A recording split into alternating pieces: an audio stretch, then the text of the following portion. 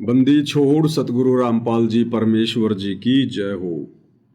परम पिता परमात्मा सारी सृष्टि के रचनहार कुल मालिक असंख्य ब्रह्मांडों के स्वामी जगत गुरु तीनों लोकों में प्रवेश करके सबका धारण पोषण करने वाले राजाधिराज आत्माधार नाथों के नाथ देवों के देव महादेव सर्वेश्वर महेश्वर मृत्युंजय अजरो अमर आदि अनादि सनातनी प्रभु जगत पिता जगदीश्वर श्री श्री 1008 की उपाधि के वास्तविक अधिकारी अकाल मूरत सौद स्वरूपी राम वासुदेव सर्वगतम ब्रह्म परम पूज्य प्रथम पूज्य परम संत परम पुरुष परम धनी परम दयालु सत्य कबीर हक्का कबीर अल्लाहु कबीर अल्लाहु अकबर बाखबर अल्लाह ताला जगत के तारणहार जगत के मुक्तिदाता जगत के जगन्नाथ हारे के सहारे हिंदुओं के राम मुसलमानों के अल्लाह सिखों के वायुगुरु ईसाइयों के मसीह दया के सागर दयानिधि करुणा के सागर करुणानिधि स्वयंभू परिभू संकट मोचन कष्ट हरण मंगल करण दुख भंजन अविगत कबीर निर्विकार निर्विषम परमात्मा अलय अलेख सतगुरु आदि अनादि सतगुरु असली मर्यादा पुरुषोत्तम असली राम असली कृष्ण असली घनश्याम असली मुरारी राजाओं के राजा महाराजाओं के महाराजा शहंशाहों के शहंशाह सम्राटों के सम्राट भगवानों के भगवान अल्लाहों के अल्लाह प्रभुओं के प्रभु मसीहाओं के मसीह सच्चे वाहिगुरु बाबाओं के बाबा पीरों के पीर सेठों के सेठ जगत सेठ सावड़सा सेठ सर्वगुण संपन्न अनंत कोटि कलाओं के स्वामी अनंत कोटि ब्रह्मांडों के नायक योगियों में महायोगी ध्यानियों में महाध्यानी सिद्धों में परम सिद्ध ज्ञानियों में तत्व ज्ञानी ब्रह्म ज्ञानी महाज्ञानी परम ज्ञानी सर्वश्रेष्ठ ज्ञानी विज्ञानी युवा कबीर समर्थ कबीर असमवात अमित ओजा सच्चे रहनुमा करीम अल्लाह सुभान अल्लाह दुनिया के अंतिम पैगंबर 8 सितंबर 1951 से गांव धनाना जिला सोनीपत हरियाणा भारतवर्ष की पावन भूमि पे प्रकट रियल कल की भगवान श्री नारायण साकार हरि श्री बाबा साहेब नूर अनंत परमात्मा सच्चे दरवेश सच्चे बाखबर संत श्रोमणी सतगुरु रामपाल जी परमेश्वर जी के चरण कमल में साध संगति से जुड़े हुए देश विदेश से आप और हम सभी सत्सेवक भाई बहनों का अनंत कोटि दंडवत प्रणाम। सत्साई भाई और बहनों, बहुत बड़ी दया बहुत बड़ी मेहर पूज्य गुरुदेव भगवान की परमेश्वर रामपाल जी की, जिनके शुभ आशीर्वाद से विशेष आशीर्वाद से अपनी आत्मा के कल्याण हेतु गुरुदेव भगवान के अमर तत्व ज्ञान को आधार बनाकर हर प्रकार से संघर्ष करते हुए और निरंतर इस भक्ति मार्ग पर हम आगे की ओर बढ़ रहे हैं। तो भाई और बहनों, इस कलयुग की बिचली पीढ़ी में वर्तमान समय में ये विशेष वीआईपी रजा है और ये विशेष वीआईपी रजा परमपिता परमेश्वर कबीर साहिब सतगुरु रामपाल जी भगवान अपनी विशेष वीवीआईपी आत्माओं पर ही बख्शेंगे। सबके भाग में नहीं होती है सतगुरु की मेहर।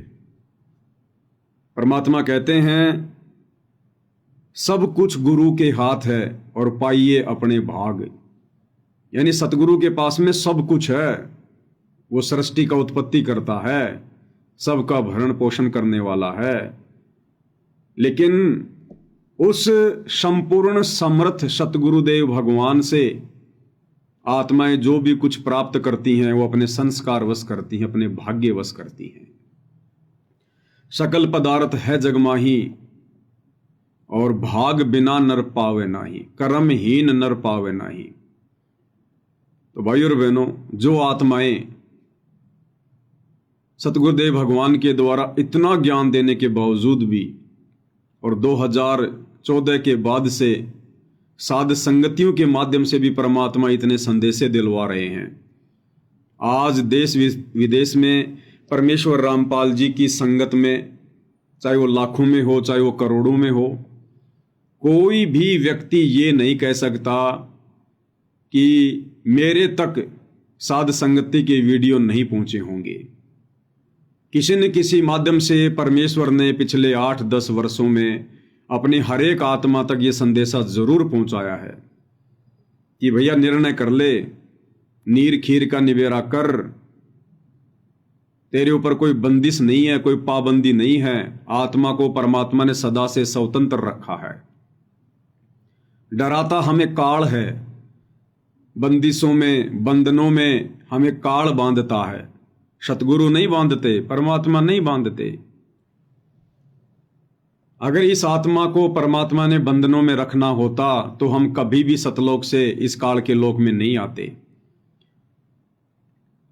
जब हमने सतलोक में काल के ऊपर आसक्ति व्यक्त की, स्व इच्छा से काल के साथ इस लोक में आने की इच्छा जाहिर की, तो परमेश्वर ने हमें रोका नहीं, हमें अपने पराधीन नहीं रखा, क्योंकि आत्मा स्वतंत्र है।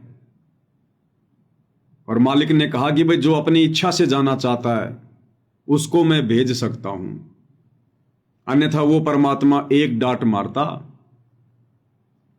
अगर एक बार ये कह देता कि दोबारा ऐसी हिम्मत मत करना इसके साथ जाने की बात कहकर, तो कोई भी आत्मा हाथ नहीं खड़ा करती, दोबारा जिंदगी में कभी कोई मुंह भी नहीं करता इधर।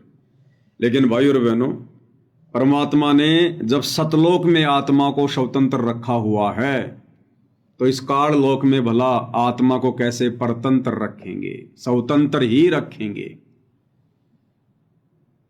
तो परमेश्वर यानी गुरुदेव भगवान कभी किसी की वीडियो देखने से मना नहीं करते, कभी किसी के विचार सुनने से मना नहीं करते।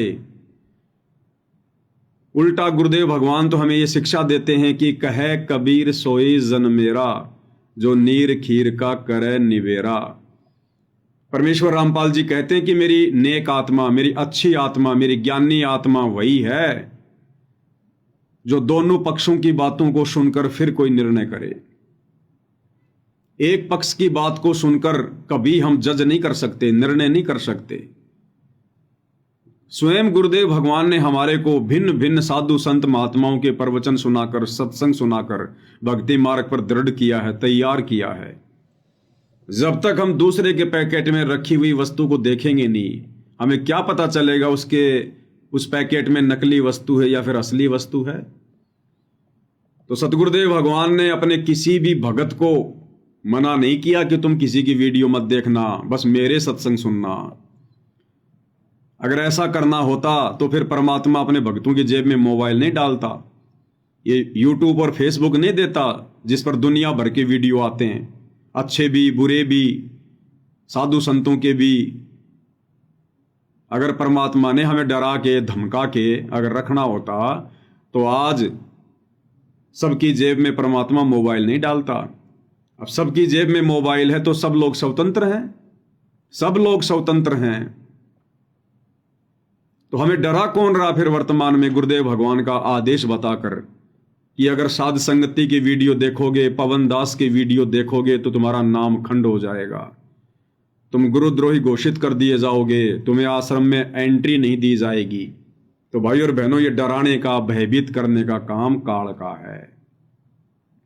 तो जो काल प्रेरित आत्माएं हैं, जो गुरु को मानुष मानते हैं, गुरुदेव भगवान के जो नजदीकी हैं, जो करीबी हैं, उनके बेटा बेटी, भाई बंधु, रिश्तेदार, चंद आश्रम संचालक, ये कोऑर्डिनेटर, इनको डर है, इनको भय है, क्योंकि इनको अपने सतगुरु पर विश्वास नहीं है।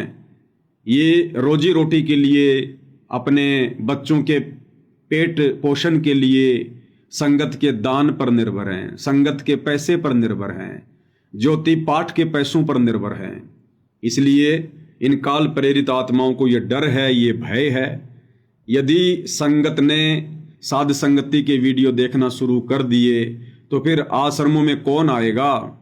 सबको पता चल जाएगा कि भाई जब तक गुरुदेव भगवान नहीं आते हैं तब तक घर बैठ के भक्ति करो। आश्रमों में क्या है?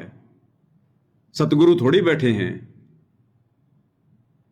आश्रमों में भी तो फोटोएं लगी हैं, वहां भी तो एलईडी पर सत्संग चलते होंगे, तो वो सुविधा तो हमारे घर पर भी है। आश्रम किस चीज के बने हैं? मिट्टी के, पत्थर के, ईंट के, चूने के। हमारे घर भी उसी मटेरियल से बने हैं। फोटोएं हमारे घर में भी हैं, दरबार साहिब हमारे घर पर भी है, सत्संग हमारे मोबाइल में भी हैं, टीवी हमारे घर पर भी लगा हुआ है। तो भला फिर हम आश्रम में जाके क्या करेंगे जिस आश्रम में हमारे भगवान नहीं है? तो इन लोगों को ये चिंता हो रही है भाई और बहनों, चिंता कि अगर संगत ने साध संगति की वीडियो देखने शुरू कर दिए तो मुश्किल से 2 या 4 वीडियो काफी हैं आश्रमों से रिश्ता समाप्त करवाने के लिए, क्योंकि साध संगति की वीडियो में सत्यता है, परमाणु के साथ में बात कही जाती है, वो आबाई नहीं बकी जाती, मनमाना आचरण नहीं थोपा जाता। तो जिस कारण से भाई और बहनों इस काल को डर है, इस काल को भय है, जिन्होंने आत्माओं को बंदिशों में बांध रखा है, डरा रखा है, धमका रखा है। अन्यथा गुरुदेव भगवान का तो सीधा सीधा फॉर्मूला है, कहे कबीर सोए जन मेरा, जो नीर खीर का करे निवेरा। हंस, हंस कौन होता है? गुरुदेव ने बताया, एक पात्र में 1 किलो जल और उस जल में 1 किलो यदि दूध डाल दिया जाए, दोनों को अच्छे से मिक्स कर दिया जाए, तो हंस को परमेश्वर की तरफ से गॉड गिफ्ट है। एक ऐसी उसको परमात्मा ने एक वो तकनीक दी हुई है, शक्ति दी हुई है, वो उस पानी मिले हुए दूध को पी लेगा। कोई फिल्टर मशीन नहीं है, कुछ नहीं है, गॉड गिफ्ट है। परमात्मा की तरफ से उसको एक पावर है, एक शक्ति है। अपनी चोंच डालेगा और जिस पात्र में दूध और पानी आपस में मिले हुए हैं, वो दूध को पी लेगा और पानी को छोड़ देगा। तो सतगुरु रामपाल जी भगवान से, इस कबीर भगवान से उपदेश लेने के बाद, उनका तत्व ज्ञान सुनने और समझने के बाद, भगत आत्मा एक हंस की श्रेणी में आ जाती है और फिर वो नीर खीर का निवेरा करना शुरू कर देता है। सही क्या है, गलत क्या है, उसका निवेरा करना शुरू कर देता है। लेकिन वर्तमान में संगत पर काल ज्यादा हावी है, क्योंकि संगत गुरु को मानुष मानकर भक्ति कर रही है, मर्यादा तोड़कर भक्ति कर रही है, जिस कारण से काल का प्रभाव ज्यादा। अब सोचिए भाई और बहनों, परमेश्वर रामपाल जी की 90% सतलोक आश्रमों से जुड़ी संगत आज सही और गलत का निर्णय करने से डर रही है, भयभीत है। सोचिए भाई और बहनों, क्या ऐसी आत्माओं को लेकर परमात्मा सतयुग लेकर आएंगे? क्या ऐसी आत्माएं आने वाले समय में लोगों का जजमेंट करेंगी? कभी नहीं कर सकती। जो खुद अपने आत्म कल्याण का जजमेंट नहीं कर पा रहे, जो खुद संगत में क्या सही है क्या गलत है, जो वर्तमान में उसका जजमेंट नहीं कर पा रहे, सोचिए यदि ऐसी आत्माओं को कोई जज की पदवी मिल जाए, वो क्या खाक लोगों का निर्णय करेगी? वो तो पक्षपात ही करेगा, पक्षपात ही। वर्तमान में 90% संगत से तो जगत वाले लाख गुना अच्छे हैं। एक जज भी उस समय तक उस मुकदमे को लंबा खींचता है जब तक वो दोनों पक्षों की बातों को गहनता से समझ ना ले कि क्या सही है और क्या गलत है, उसके बाद वो निर्णय देता है। अन्यथा वकील तो अपने क्लाइंट को बचाने के पक्ष में देगा दलीलें, दोनों तरफ के वकील, नहीं साहब मेरा मुवक्किल सही है, नहीं साहब मेरा आदमी सही है। लेकिन जज उनकी बातें नहीं सुनता, उनकी बातें नहीं मानता, सुनता अवश्य, लेकिन संगत की तरह आंख बंद करके ऐसे विश्वास नहीं करता। सारे प्रमाण देखेगा, सारे सबूत देखेगा, उसके बाद वो जज करेगा कि कहीं मेरे से कोई गलती ना हो जाए। तो सोचिए यदि वर्तमान में सतगुरु रामपाल जी का कोई भगत अगर जज लग गया तो वो तो सत्यानाश कर देगा, लोगों का सत्यानाश। तो भाई और बहनों, आप और हम जो साध संगति से जुड़े हुए भाई बहन हैं, हमें परमात्मा वो विशेष आत्मा बनाना चाहते हैं, विशेष भगत बनाना चाहते हैं, जो आने वाले समय में इस परमेश्वर के साम्राज्य की बागडोर को संभालेंगे। जो स्वयं निर्णय नहीं कर सकता वो दूसरों का क्या खाक निर्णय करेगा। तो परमेश्वर हमें निष्पक्षी बनाना चाहते हैं। परमात्मा की अपनी वाणी है कि पक्षा पक्षी के कारणे, पक्षा पक्षी यानी पक्ष और विपक्ष, क्योंकि पूरी दुनिया तो पक्ष और विपक्ष के झमेले में उलझी हुई है। पक्षा पक्षी के कारणे सब जग रहा भुलान, और निष्पक्ष होके हरि भजय वो है संत सुजान। जो निष्पक्ष होकर भक्ति मार्ग पर चलेगा, ज्ञान को आधार बनाकर, परमात्मा कहते हैं वही असल में ज्ञानी आत्मा है। संत सुजान, संत यानी भगत, सुजान यानी ज्ञानी आत्मा, बुद्धिमान आत्मा। तो परमेश्वर हमें संत सुजान बनाना चाहते हैं। उसके लिए भाई और बहनों, हम सत्सेवकों ने हर प्रकार से बुद्धि विवेक का इस्तेमाल करके जो 16 श्रृंगार गुरुदेव भगवान ने बताए हैं भक्ति के, उनको अपने ऊपर धारण करके 5 विशेष आभूषण शील, संतोष, विवेक, दया, अक्षमा, इनका प्रयोग करके हमने भक्ति मार्ग पर आगे बढ़ना है। ये देखा देखी का मार्ग नहीं है, ये भेड़ चाल का मार्ग नहीं है। और वर्तमान में हमारी यही परीक्षा हो रही है भाई और बहनों। परमेश्वर ने अपनी लाखों की संगत में से अपनी चंद विशेष आत्माओं को छांट दिया है, साध संगति से जोड़ दिया है। अब हमारी आगे के लिए ट्रेनिंग चालू है, और ट्रेनिंग में हमने फेल नहीं होना है। बहुत ही धैर्य के साथ में, बुद्धि विवेक के साथ में, हमने जल्दबाजी में कोई निर्णय नहीं लेना किसी भी प्रकार का। आंख बंद करके किसी पर भी हमने विश्वास नहीं करना है वर्तमान समय में। जोश में अपना होश खोकर कोई बात नहीं बोलनी है बिल्कुल भी, क्योंकि ये हमारी फाइनल परीक्षा चल रही है। फाइनल परीक्षा, छठनी फाइनल। तो हम भगत भाई बहनों ने, विशेषकर साध संगति वालों ने, किसी को भी देखकर नहीं चलना है। किसी को भी। जिस प्रकार एक शुगर का मरीज, और यदि वो लास्ट स्टेज पर हो और डॉक्टर उसको कह दे कि भैया आज से पहले तूने जो खाया पिया सो खाया, अब यदि तूने जरा सा भी मीठा प्रयोग कर लिया, जरा सा भी, तो भाई मेरे पास में मत आना, उसी समय तू खत्म हो जाएगा, तेरे लास्ट स्टेज है ये। उसके बाद भाई और बहनों, वो शुगर का पेशेंट घर पर रहे, चाहे अपनी रिश्तेदारी में जाए, चाहे किसी फंक्शन में जाए, वो खाने पीने को लेकर कितनी सावधानी बरतेगा। उसके सामने यदि दाल भी परोस दी जाए, वो उस पर भी अंधा होके विश्वास नहीं करेगा। जरा सी उंगली डाल के और जीभ पर एक टपका रखेगा, मीठा तो नहीं है कहीं ये। इतना भयभीत होकर वो सब्जी का भी प्रयोग करेगा। और सोचो यदि उसके सामने मिठाई रखी हो, उसको तो तुरंत हटाएगा, तुरंत। तो आप और हमारी इस भक्ति मार्ग पर सत्सेवकों की वर्तमान में वो फाइनल स्टेज है। इस समय यदि हमने जरा भी बकवाद करी, जरा भी देखा देखी वाली भक्ति की, भेड़ चाल में चले, परमेश्वर की मर्यादा तोड़ी, तो आप और हमारी भाई और बहनों वही स्थिति होगी फिर। इसलिए हमने भीड़ को देखकर नहीं चलना है। हमारे खुद के गुरु भाई बहन, चाहे सत्सेवक हों, चाहे आश्रमों से जुड़े हुए हों, वो चाहे कितनी ड्रामेबाजी क्यों ना करें, उनके आश्रमों में चाहे कितनी भीड़ क्यों ना इकट्ठी होती हो, उन आश्रमों के वो वीडियो देखकर, उनकी मीठी मीठी लुभावनी बातें सुनकर, उनकी तरह तरह की मुहिम की वीडियो देखकर, हमने अपने मार्ग से जरा भी विचलित नहीं होना है, जरा भी, नहीं तो काम बिगड़ जाएगा अपना।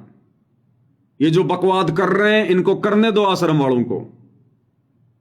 ये जो अपना अनमोल मनुष्य जीवन बर्बाद कर रहे हैं इनको करने दो। ये जो मर्यादाएं तोड़ रहे हैं, संगत की तुड़वा रहे हैं, तोड़ने दो, तुड़वाने दो। समझाना हमारा फर्ज है, लेकिन हमने उनकी बातों में नहीं आना है, बहकावे में नहीं आना है, अपने आप को कमजोर नहीं होने देना है। क्योंकि हमारा आत्म कल्याण उस विधि से होगा जो विधि हमें पूज्य गुरुदेव भगवान ने बता दी है, सत्संगों में जो बता दी है। क्योंकि सत्संग ही परम संत का संविधान होता है। ये सत्संग आज भी हमारे ऊपर लागू हैं और गुरुदेव के शतलोक जाने के बाद भी यही सत्संग चलेंगे, यही भक्ति विधान परमेश्वर का लागू रहेगा। इसलिए वरवाला कांड 2014 से लेकर वर्तमान समय तक, जब तक ये परीक्षा पूरी तरह से क्लियर नहीं हो जाती है, हमने थर्ड पर्सन की किसी भी बात को स्वीकार नहीं करना है जो बात गुरुदेव के ज्ञान के विरुद्ध हो। बिल्कुल गांठ बांध लेनी हमने। कोई हमें कितना ही डराए कि तुझे गुरुजी से नहीं मिलने दिया जाएगा, भाई मत मिलने दे, तू गले से बांध गाल गाल के मिल ले, हम तो उसमें खुश हो जाएंगे। तुझे गुरुद्रोही घोषित कर दिया जाएगा, भाई बहुत अच्छी बात है, तू गुरुमुखी बना रहे, हम तो गुरुद्रोही ठीक है। तुझे आश्रमों में एंट्री नहीं दी जाएगी, भाई हमारा तो घर ही आश्रम है, तुझे मुबारक तेरे आश्रम। तू शतलोक नहीं जा पाएगा, अरे हम तो यही ठीक है हमारे गुरुदेव के चरणों में, जब उनकी मौज होगी अपने आप ले जाएंगे। तुम गुरुदेव के सिर पर बैठे रहो भाई, अपना ध्यान रखो, तुम अपनी चिंता करो। तेरी मर्यादा टूट गई है, तेरा नाम खंड हो गया है, ठीक है भैया, तू मत टूट जाना, तू खंड मत हो जाना, हमारी चिंता मत कर, हम तो जैसे भी हैं सतगुरु के चरणों में पड़े हैं। लड़ना भी नहीं, झगड़ना भी नहीं, डरना भी नहीं, और अपने शास्त्र अनुकूल शत भक्ति मार्ग से विचलित भी नहीं होना है। भाई और बहनों, परमात्मा हमें बाईपास निकाल रहे हैं, बाईपास साध संगति के माध्यम से। अगर गुरुदेव भगवान अपनी विशेष रजा बख्श के अगर ये साध संगतियां शुरू ना करवाते, आज सतगुरु रामपाल जी परमेश्वर की संगत में एक भी आत्मा भगत कहलाने के लायक नहीं होती, भगत कहलाने के लायक। वही 650 साल पहले वाली स्थिति हो जाती परमात्मा के सामने जब वो मगर से गए थे, वही स्थिति। क्योंकि आश्रम वाले तो अपना सत्यानाश करवा चुके हैं, उनकी तो 650 साल पहले वाली स्थिति है। वही लड़ाई झगड़े, मार पिटाई, गाली गलोच, मर्यादाहीनता। जिस प्रकार जब परमात्मा मगर से सशरीर शतलोक जाने की लीला जो है वो करने वाले थे, तो उससे पहले परमात्मा ने देखा कि वीर सिंह बघेल और बिजली खान पठान दोनों आपस में लड़ने मरने को तैयार थे। जबकि गुरुदेव ने बताया कि राजा वीर सिंह को तो शार शब्द भी दे दिया था, शार शब्द भी। और शार शब्द प्राप्त आत्मा के हाथ में तलवार कैसे आ जाएगी? उस राजपथ को ठोकर मार देगा वो 2 मिनट में। उसकी हालत तो पकी हुई सरसों के जैसी हो जानी चाहिए, वो तो चींटी को भी नहीं सता सकता। और वो खड़े थे वहां पर सीना तान के कि एक बार कबीर जी मर जाएं, उसके बाद बताएंगे इनको हम क्या हैं। तो भाई और बहनों, इन सतलोक आश्रम वालों की, इन कोऑर्डिनेटरों की, आश्रम संचालकों की, गुरुदेव के परिवार की आज भी वीर सिंह बघेल और बिजली खान पठान वाली स्थिति है। इनको कोई कॉमन सेंस भी नहीं है, भक्ति मार्ग की कॉमन सेंस भी। तो यदि परमात्मा साथ संगतियां शुरू ना करवाते तो आज परमेश्वर रामपाल जी की संगत में कोई भक्ति बीज नहीं होता, भगत बीज। तो परमेश्वर ने अपनी 30 साल की मेहनत से जो एक बगीचा लगाया था, अब परमेश्वर ने अलग से अपने पेड़ पौधे छांट के साध संगति रूपी एक बगीची तैयार की है परमात्मा ने। बाकी तो संगत में कुसंगत उपज चुकी है, बाकी बगीची को तो कीड़ा लग चुका है, गड़ चुकी है, वो दीमक लग चुकी है उनको। ये सत्सेवक भाई बहन है परमेश्वर के हीरे मोती। तो भाई और बहनों, हमने अपने आप को टूटने नहीं देना, डगमग नहीं होने देना। समय समय पर परमात्मा दास के माध्यम से आप भाई बहनों को जागृत करवाते रहेंगे। गलतियां करने की कोई गुंजाइश नहीं होनी चाहिए। हमारे सामने चाहे कोई ज्ञान आधार से आ जाओ या चाहे अन्य कोई छल बल वाले कोई तरीके से आ जाओ, हमने तो अपने टारगेट पर, अपने लक्ष्य पर ध्यान केंद्रित रखना है, जो विधि हमें गुरुदेव ने बताई है। फिर वो छल बल भी हमारा कुछ नहीं कर सकता और उनकी बकवादे भी हमारा कुछ नहीं कर पाएंगी फिर। तो भाई और बहनों, आज की वीडियो में हमें एक बहुत ही अच्छी शिक्षा मिलेगी परमेश्वर के आशीर्वाद से। कि यदि हमने मोक्ष प्राप्त करना है तो किस प्रकार से ज्ञान को आधार बनाकर अपने आप को संयमित रखकर, मर्यादित रखकर। परमात्मा कहते हैं ये रोटी का टुकड़ा डालते ही पूंछ हिलाना और जरा सा दूर दूर करते ही भौंकना, ये कुत्तों के काम होते हैं, भगतों के काम नहीं होते। भगत लाभ में, हानि में, दुख में, सुख में एक समान होता है। भगत ना कभी ज्यादा खुश होता है, ना कभी ज्यादा दुखी होता है, क्योंकि उसको परम संत का परम सहारा होता है। इसलिए वो डरता नहीं, भयभीत नहीं होता, दुखी नहीं होता। और भगत को परम संत परम ज्ञान की अनुभूति करवा देता है, तत्व ज्ञान के नजदीक पहुंचा देता है।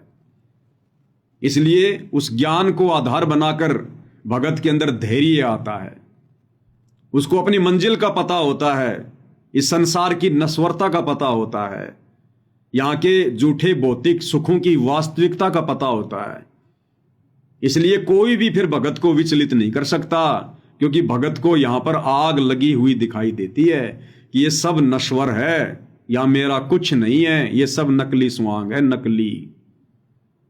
जैसे गुब्बारे में हवा भर के छोड़ दिया जाता है, इसी प्रकार से काल ने हम आत्माओं के अंदर हवा भर के छोड़ रखा है।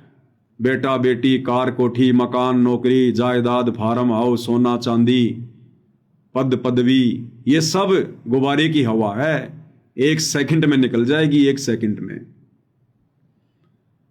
दास जब जयपुर में पढ़ा करता था तो हॉस्टल में रहता था। अब वो जवानी के दिन थे भाई और बहनों।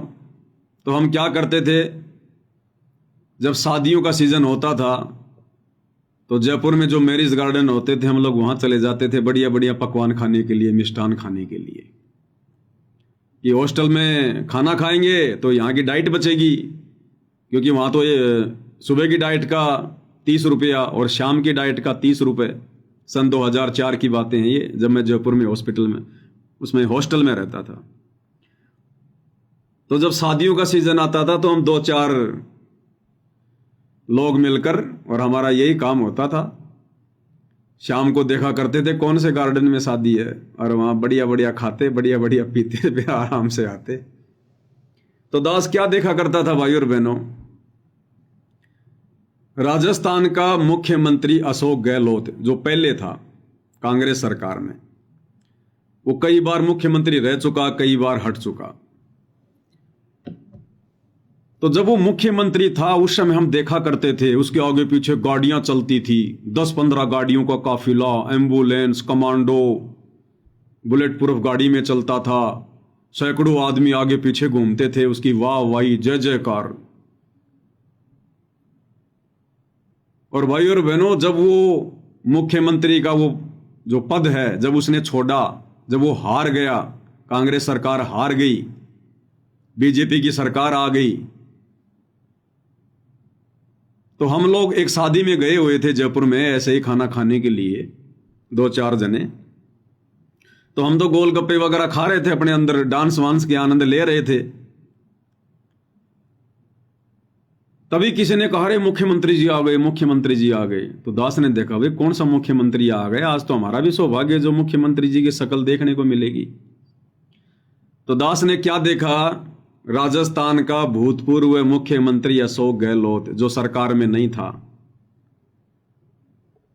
वो अपने 2 साथियों के साथ, ना कोई पुलिस वाला, ना कोई बॉडीगार्ड, ना कोई बुलेट प्रूफ गाड़ी, और मात्र अपने 2 साथियों के साथ में और एक ही गाड़ी में, और पीछे हाथ करके, नीची गर्दन करके उनसे बात करते करते आ रहा है शादी में। तो भाई और बहनों, क्या खाक सुके यहां का, क्या है ये। थोड़े समय के लिए तो काल हमारे अंदर मुख्यमंत्री बना के, प्रधानमंत्री बना के, राष्ट्रपति बना के हवा भर देता है। 5 साल तो हम किसी को बख्शते ही नहीं कि मैं कौन हूं, अपने आप को देवता समझने लग जाते हैं, झूठी उस प्रभुता को प्राप्त करके। और जैसे चुनाव हार जाते हैं उसी स्थिति में आ जाते हैं, वापस उसी स्थिति में, कोई उनको सलाम करने वाला भी नहीं मिलता फिर। तो पूज्य गुरुदेव भगवान ने हमें इस गंदे लोक की वास्तविकता से परिचित करवा रखा है भाई और बहनों।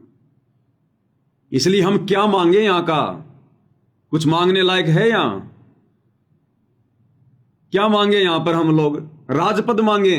जिस राजपद को प्राप्त करके गधे की योनि से जीवन शुरू करना पड़ेगा। तो जिस आत्मा को ज्ञान है वो तो ऐसे पंगे में पाव नहीं देगी। राजपद चाहे इस पृथ्वी का हो, चाहे देवताओं के लोक का हो, इंद्र की पदवी हो।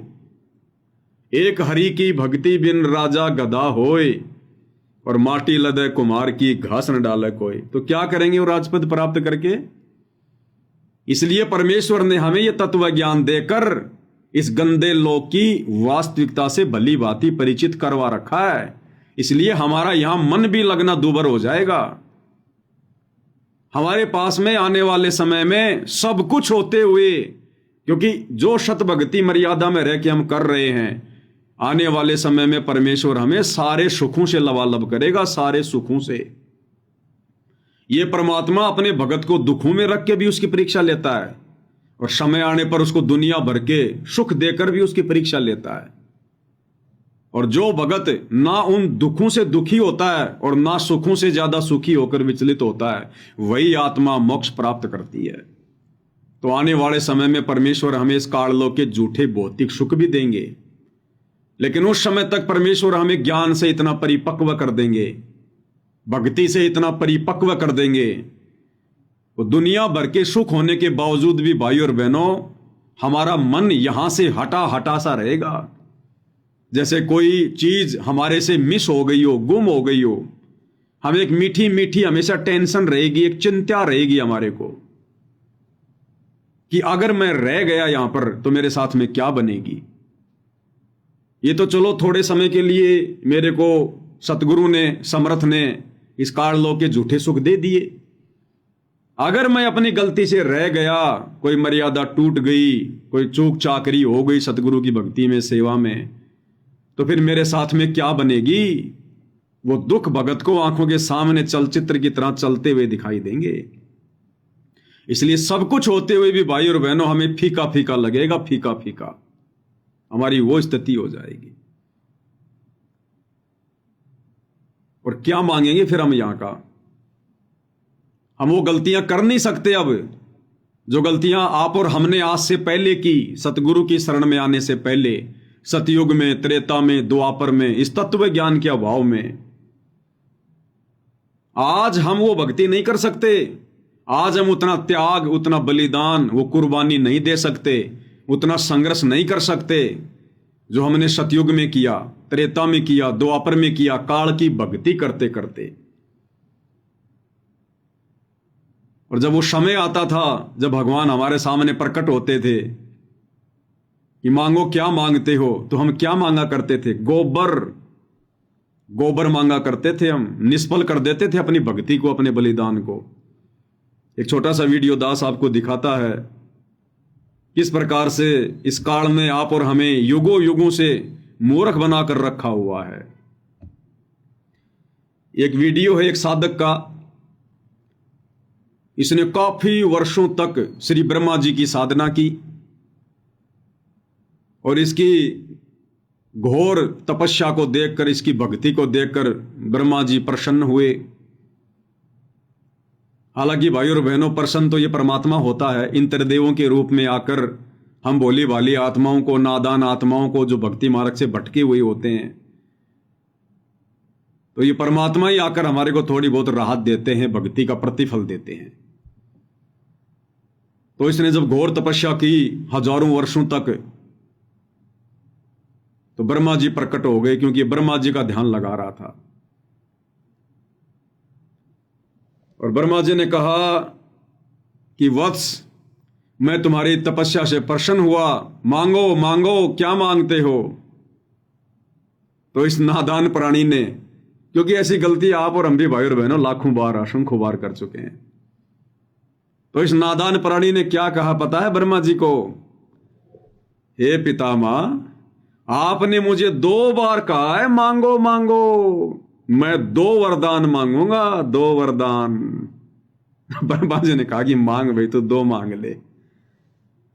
बोले पहला वरदान तो मुझे ये दो, पृथ्वी, पाताल और स्वर्ग तीनों लोकों में मेरी विजय हो। ये गधा बनने वाला वरदान मांगा इसने, गधा बनने वाला, क्योंकि तीनों लोकों पर विजय प्राप्त करके। अब विजय कैसे प्राप्त करेगा? देवताओं के साथ में युद्ध करेगा, लड़ाई झगड़ा करेगा, कितने लोग मरवाएगा, वो देवता दुखी होंगे, फिर जाकर ये इंद्र की उस पदवी को छीनेगा, फिर ये अपने कर्म फोड़ेगा, वहां पर सारे उल्टे काम करेगा, और मरने के बाद में सीधा फिर ये गधा बनेगा। क्योंकि गुरुदेव ने बता दिया हमारे को कि एक हरि की भक्ति बिन राजा गधा होए, और माटी लदे कुम्हार की घास न डाल कोई। तो बोला आपने 2 बार कहा है कि मांगो मांगो, मैं 2 वरदान मांगूंगा। बोला मांग, पहला तो ये तीनों लोकों में मेरी विजय हो, तथास्तु। अब जब तीनों लोकों की विजय का वरदान मांगा, तो भाई और बहनों साइड में वो इंद्र, नारद मुनि और भी छोटे मोटे देवता खड़े थे, देख रहे थे कि ब्रह्मा जी इसको क्या वरदान देगा। तो जब तीनों लोगों पर विजय का वरदान मांगा तो इंद्र के तो पसीने छूट गए, नारद जी भी घबरा गया कि लो भाई फिर लड़ाई झगड़ा होगा। इंद्र को टेंशन हो गई, तेरी पदवी गई। जिस राजपद को ये प्राप्त करना चाह रहा है, ऑलरेडी उस राजपद पर जो देवताओं का राजा बैठा है वो भी सुखी नहीं है, उसके भी पसीने छूट गए कि अब ये लड़ाई झगड़ा करेगा। इसने ब्रह्मा जी से वरदान मांग लिया। तो परमात्मा कहते हैं भाई तन धर सुखिया कोई न देखा, जो देखा सो दुखिया हो, उदय अस्त की बात करे मन सबका किया विवेक आओ। तो बताओ भाई और बहन, इस गंदे लोक में क्या मांगेंगे हम? बोला दूसरा वरदान, मैं अमर हो जाऊं। तो ब्रह्मा जी कह रहे हैं भैया ये वरदान नहीं मिलेगा, यहां तो हम देवता भी अमर नहीं है, हम देवता भी अमर नहीं है। देखिएगा भाई और बहनों, अब हमें ये बच्चों के खिलौने लगेंगे, ये राजपद, देवपद, प्रधानमंत्री का पद, राष्ट्रपति का पद, बच्चों वाले खिलौने। परमेश्वर ने हमारी बुद्धि तत्व ज्ञान से इतनी विकसित कर दी है। क्या कह रहा है ब्रह्मदेव? आपने 2 बार मांगो मांगो, इसलिए मैं 2 वरदान पाने। बिल्कुल 2 मिलेंगे ब्रह्मदेव, आपने 2 बार मांगो मांगो कहा है, इसलिए मैं 2 वरदान पाने का अधिकारी हो गया। जैसी तुम्हारी इच्छा। पहला वरदान, पृथ्वी, पाताल और स्वर्ग तीनों लोक पर मेरी विजय। तथास्तु। देवता को भरा गए। दूसरा वरदान, मैं अमर रहूं, मेरी कभी मृत्यु ना हो। जन्म और मरण मृत्यु लोक के नियम है, अपने अटल विधान को हम अपने ही हाथों नहीं तोड़ सकते, फिर भी हम तुम्हें इतना अधिकार देते हैं कि तुम मन चाही मौत मांग लो। मन चाही मौत?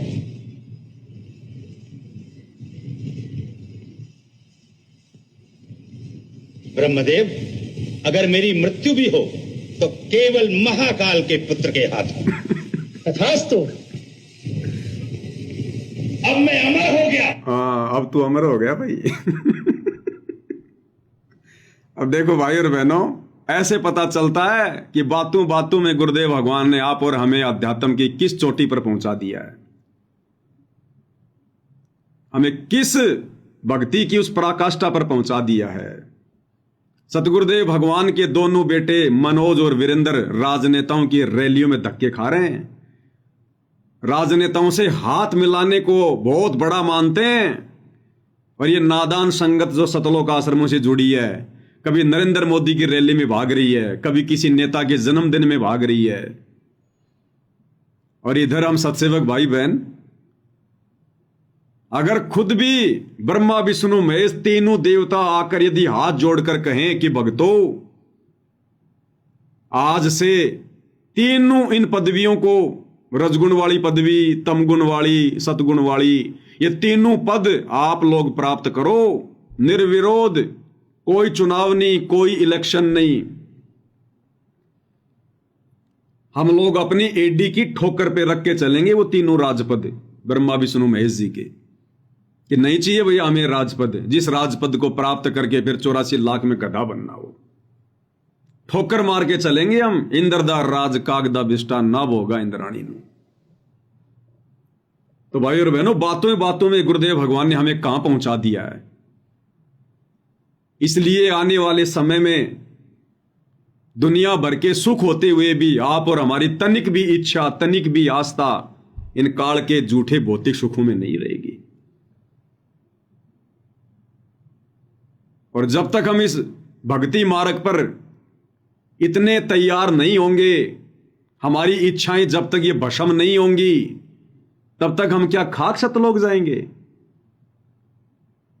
तो परमेश्वर ने हमें साध संगति से जोड़कर, क्योंकि हमारे अंदर ये क्षमता, ये विचार जो गुरुदेव ने अपने सत्संगों में बता रखे हैं, हमने कब से अपने जीवन में धारण किए, साध संगति से जुड़ने के बाद। तो गुरुदेव भगवान की आप और हमारे ऊपर असीम रजा है, छप्पड़ फाड़ रजा। और दूसरा भाई और बहनों, इस गंदे लोक में यहां का राजा भिखारी, यहां का मंत्री भिखारी, क्योंकि 21 ब्रह्मांड का स्वामी ये काल भिखारी। जब परमात्मा ने सृष्टि रचना में हमारे को इतना बता दिया कि इसने तपस्या करके भीख में प्राप्त किए, भीख में 21 ब्रह्मांड है, तो 21 ब्रह्मांड में अगर पृथ्वी के छोटे से टुकड़े का अगर कोई राजा बन जाए तो वो भी तो भीख में है। उसने भी तो कभी किसी जन्म में सतगुरु की भक्ति करके उस भक्ति के प्रतिफल में आज वो राज पद प्राप्त किया हुआ है, भीख। और हकीकत क्या है, 2020 में जब भाई और बहनों महामारी आई कोरोना, तो देश के प्रधानमंत्री ने भी हाथ खड़े कर दिए कि हमारा भी इतना बजट नहीं है, जबकि वो तो एक छोटा सा वायरस था, एक ट्रेलर। और प्रधानमंत्री ने भी क्या किया, पीएम रिलीफ फंड, कि भैया डोनेट करो पैसा, दान करो पैसा, दान करो पैसा, लोगों की जान बचानी है, लोगों की जान बचानी है। प्रधानमंत्री ने भी झोली फैला दी, प्रधानमंत्री रिलीफ फंड के नाम पर। कोई 50 लाख दे रहा है, कोई 1 करोड़ दे रहा है, कोई 15 करोड़ दे रहा है, पैसे वाले लोग। तो जिस देश का भाई और बहनों राजा भिखारी, ऐसे राजपद को हम प्राप्त करेंगे ये ज्ञान होने के बाद में? ऐसे राजाओं से हम कोई सुखों की हम कोई इच्छा रखेंगे? इसलिए परमात्मा ने दास को प्रेरणा करके सत्सेवक भाई बहनों को मना करवाया कि हमने सरकारी राशन नहीं लेना जो फ्री में मिलता है।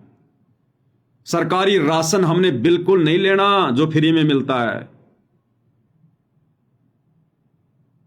बताओ किन किन लोगों का पैसा आया होगा? जिसकी शराब की दुकान है वो भी टैक्स दे रहा है, उसने भी प्रधानमंत्री रिलीफ फंड में पैसा डाला। जिसके बूचड़ खाने हैं उसने भी उस रिलीफ फंड में अपना पैसा डाला। जो 2 नंबर के काम कर रहे हैं, जिनकी शराब की फैक्ट्रियां, तंबाकू की फैक्ट्रियां हैं, ये बॉलीवुड वाले सारा दिन जो अश्लीलता फैलाते हैं, फुहड़ता फैलाते हैं, इन्होंने भी डाले पैसे। अंबानी जैसे लोग जिनका कोई दीन धर्म नहीं है, जो भक्ति के निकट भी नहीं है, पाप कर्म की गठरी जिनके सिर पर है, ऐसे लोगों ने भी डाला। और उस पैसे को हम भगत खाएंगे, परमात्मा के भगत, उस राशन को फिर हम खाएंगे। इन सब के पाप हमारे ऊपर आएंगे। और सतगुरु के भगत होने के बाद, जगत सेठ के बच्चे उनकी शरण में होने के बाद, हम राजा के आगे झोली फैलाएंगे, हम सरकारी राशन पर अपना जीवन जिएंगे। धिक्कार है फिर उस भगत को और उसकी भक्ति को। इसलिए परमात्मा ने समय रहते और अधिक पाप कर्म ना बढ़े, परमात्मा ने क्रॉस लगवा दिया वीडियो बनवा के। ये आश्रम वाले तो आज भी सरकारी पेंशन ले रहे हैं, सरकारी राशन ले रहे हैं आज भी। तो जब छोटी सी बीमारी कोरोना आया तो देश के प्रधानमंत्री ने हाथ फैला दिए। बताओ क्या करेंगे हम ये राजपद प्राप्त करके? और अभी जो पंजाब में जो बाढ़ आई हुई है, पंजाब के थोड़े से हिस्से में 2-2.5 हजार गांव बाढ़ से प्रभावित हुए। यानी मुश्किल से 1/3 हिस्सा भी बाढ़ से प्रभावित नहीं है पंजाब का, 25% हिस्सा बाढ़ से प्रभावित है। और इतनी सी आपदा में, इतनी सी परेशानी में पंजाब के मुख्यमंत्री भगवंत सिंह मान ने हाथ फैला दिए जनता के सामने कि आओ सब मिलकर पंजाब को खड़ा करेंगे, सब मिलकर सहयोग करो। मैं वचन देता हूं कि आप अगर 1 रुपया भी दोगे तो मैं उसको सही काम में लगाऊंगा। क्यों भाई? सरकार दिवालिया हो गई क्या? सरकारी कोष दिवालिया हो गया, खाली हो गया क्या? बस इतनी औकात है क्या राजाओं की?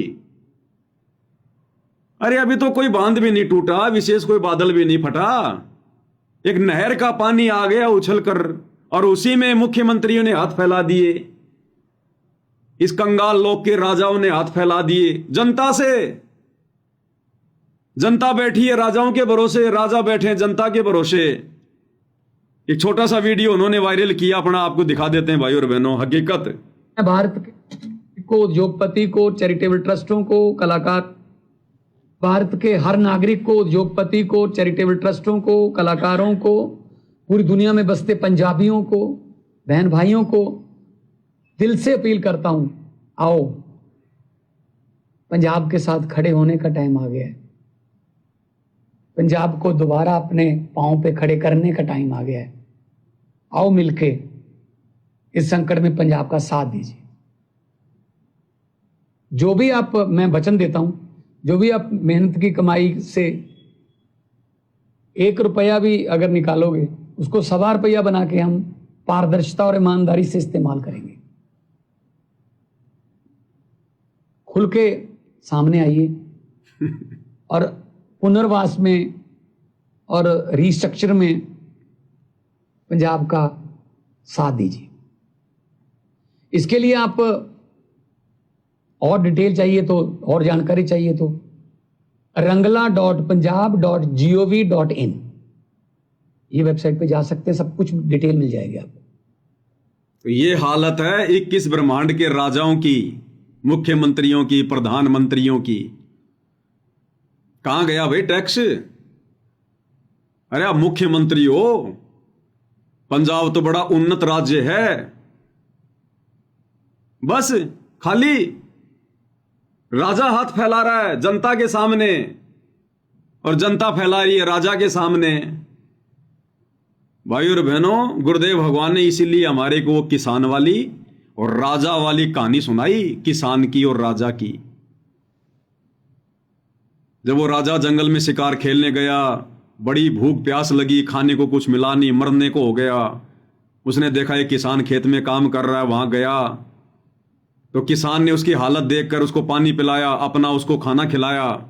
राजा ने खाना खाने के बाद में किसान से कहा कि मैं इस नगरी का राजा हूं, तेरे को कभी भी कोई आवश्यकता हो तो तू आ जाना। उसको एक पर्ची बना के दे दी कि तू डायरेक्ट तू मेरे बेडरूम में भी आ सकता, तेरे को कोई नहीं रोकेगा जब तू ये पर्ची दिखा देगा। कुछ दिनों बाद में उसी नगरी में अकाल पड़ गया।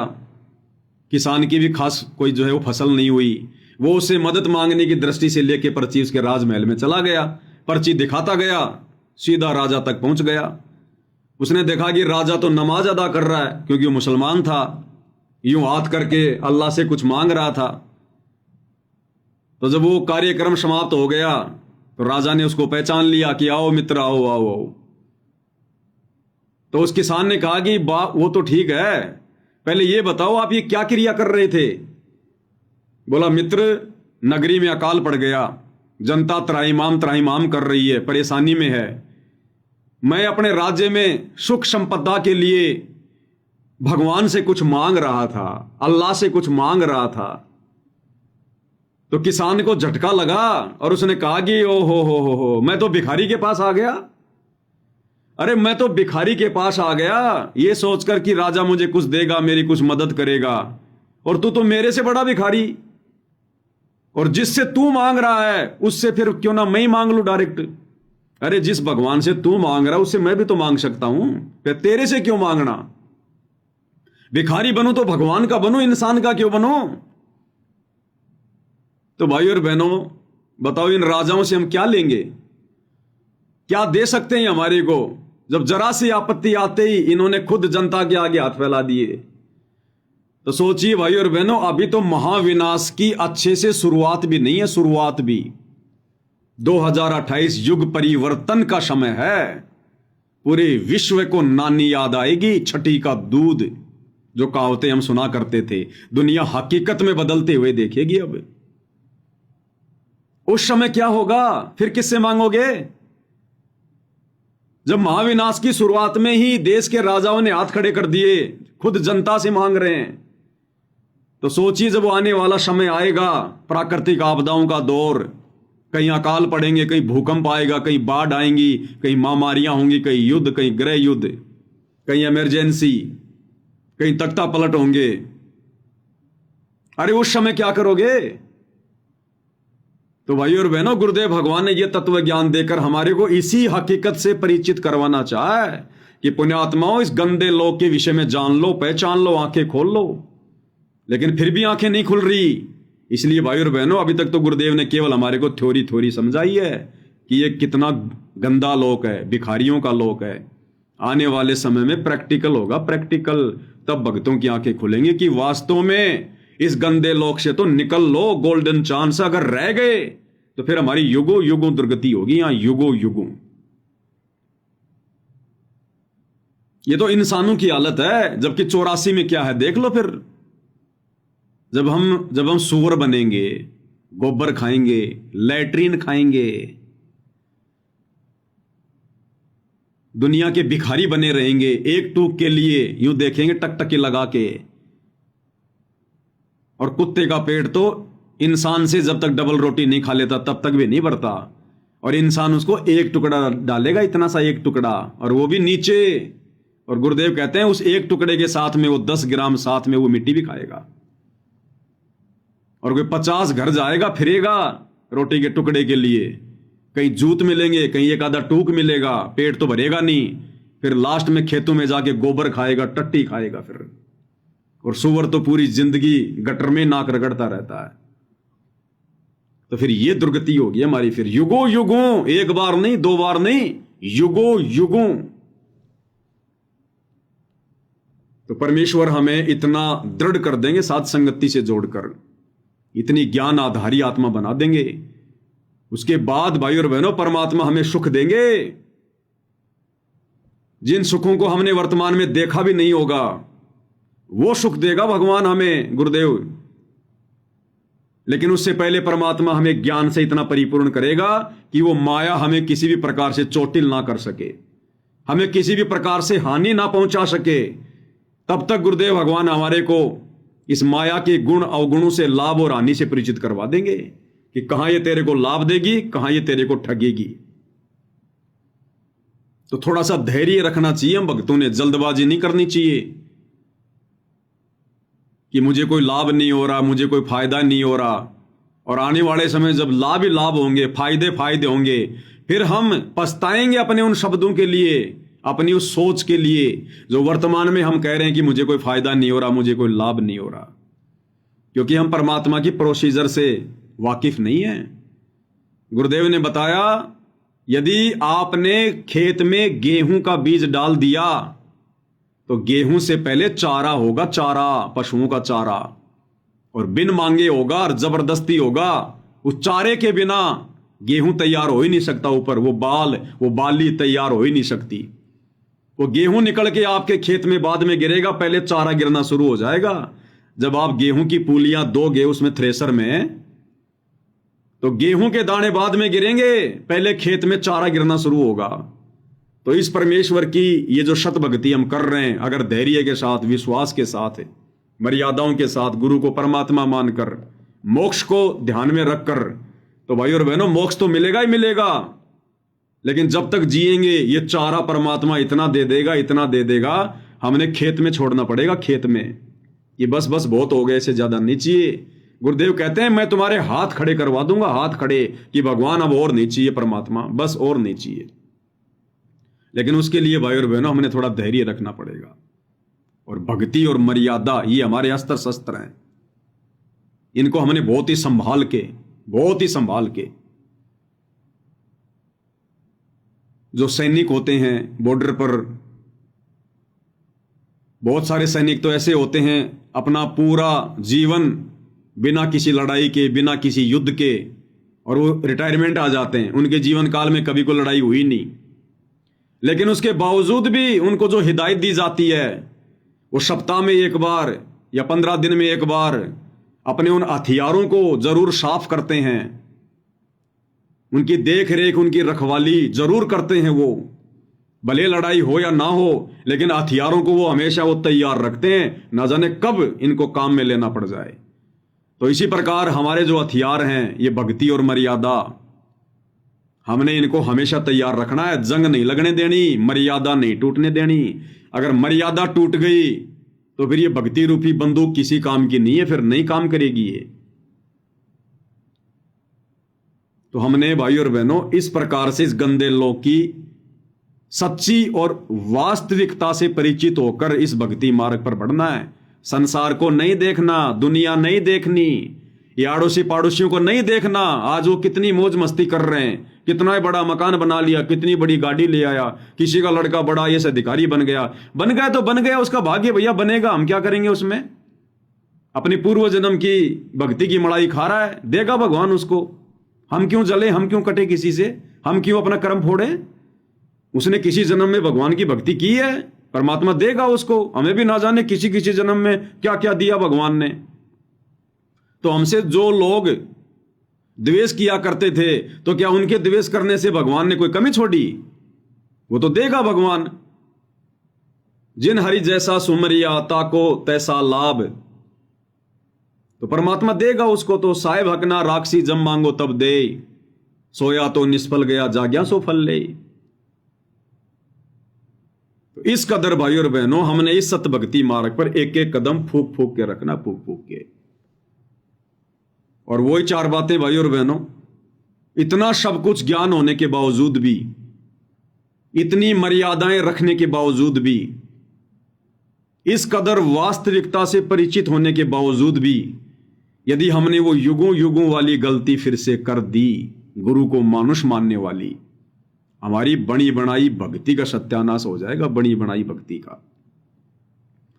उसके लिए हमने गुरुदेव भगवान के सत्संग रह रहकर सुनने चाहिए, रह रहकर, जब भी दाव लग जाए, जब भी मौका लग जाए। सत्संग से हमने बिल्कुल भी बाइकाट नहीं करना है। हम कितने बिजी हैं, भले चलते चलते सुन लो, काम करते करते सुन लो, लेकिन रोजाना 1 घंटा तो कम से कम परमात्मा दया करें। अब उस 1 घंटे के सत्संग में परमात्मा हमें चार्ज रखेंगे, 1 घंटे के सत्संग में भी। क्योंकि हम चाहे कुछ भी काम करें, और यदि सत्संग चल रहा है तो ना चाहते हुए भी अब गुरुदेव ने हमें साथ संगति से इस कदर तैयार कर दिया, हमारी सुरती, हमारा ध्यान परमेश्वर की वाणी पे रहेगा। आप ट्राई कर लेना, कोशिश कर लेना, जो साथ संगति से जुड़े हुए हैं। क्योंकि परमात्मा ने हमारी वो नसें काट दी हैं, संसार वाली, बकवाद वाली, यार दोस्त वाली, रिश्तेदारों वाली, हंसी मजाक वाली। तो अब हमारा ध्यान काम करते करते भी और परमेश्वर की वाणियों में रहेगा, परमेश्वर की वाणियों में। क्योंकि अब हम बड़े ध्यान से, बड़े गौर से सत्संगों को सुनते हैं, और जैसे कोई पॉइंट आएगा तुरंत हम यूं कान कर लेंगे नजदीक कि परमात्मा जी क्या कहना चाह रहे हैं, क्या कुछ विशेष बात कह रहे हैं। तो 1 घंटे का सत्संग भी जो हम ध्यान से सुन रहे हैं, हमारी आत्मा को बिल्कुल तरोताजा रखेगा, तरोताजा। और सुमरण भी फिर हम उसी हिसाब से करेंगे, क्योंकि हम गुरु को परमात्मा मानकर हम सुमरण करेंगे। मर्यादा हम कोई तोड़ नहीं रहे। मोक्ष के अलावा दूसरा हमारा कोई टारगेट नहीं है, राजा महाराजा बनने का, राजनेता बनने का, कोई बहुत बड़ा कोई सेठ धनी व्यापारी बनने का। लड़ाई झगड़ा राग द्वेष ईर्ष्या हमारी फितरत में नहीं। अब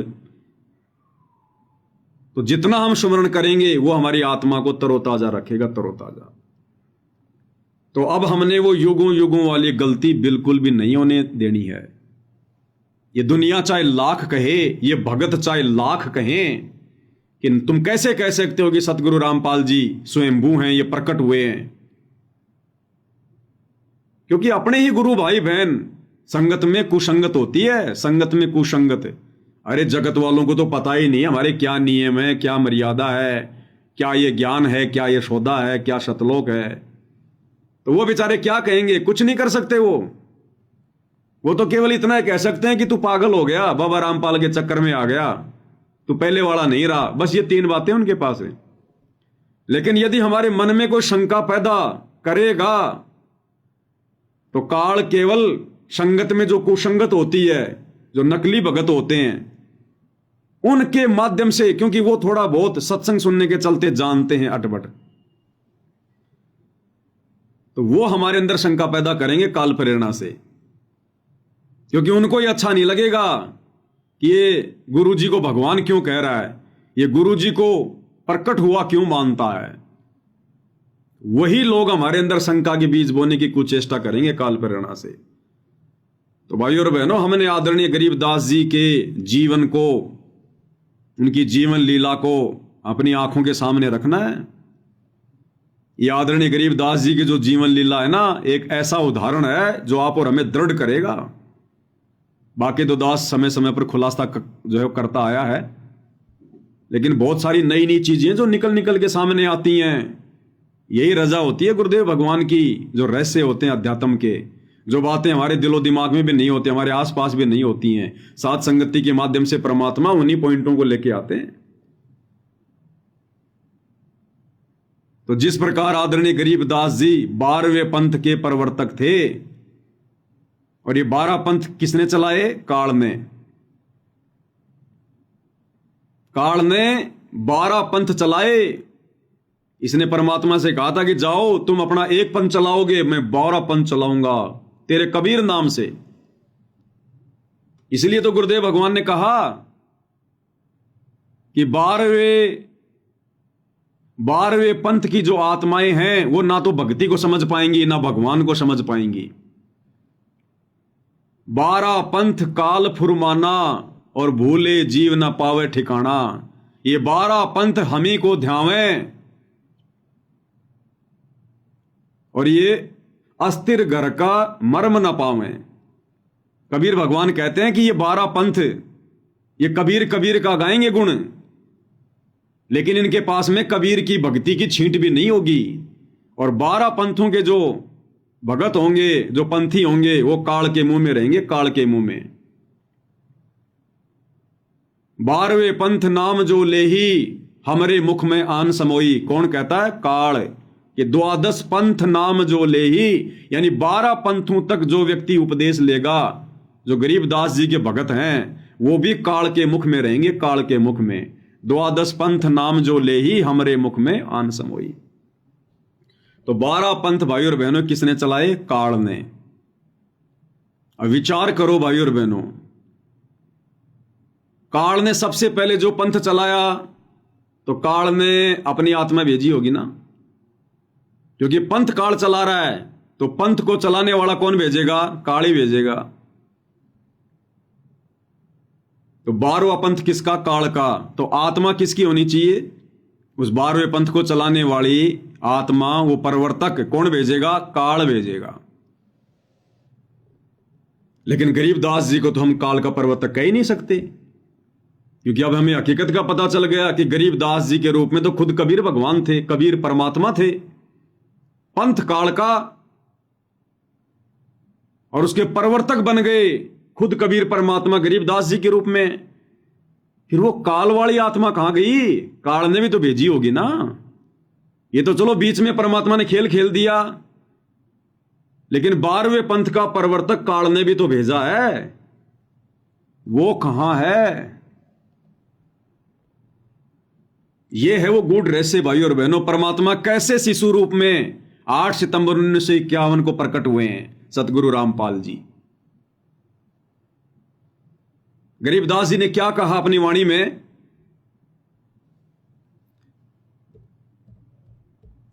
गरीबदास जी ने क्या कहा कि भाई ना तो कबीर जी मां से उत्पन्न हुए और ना हम मां के गर्भ में आए। इस पॉइंट को ध्यान रखना भाई और बहनों।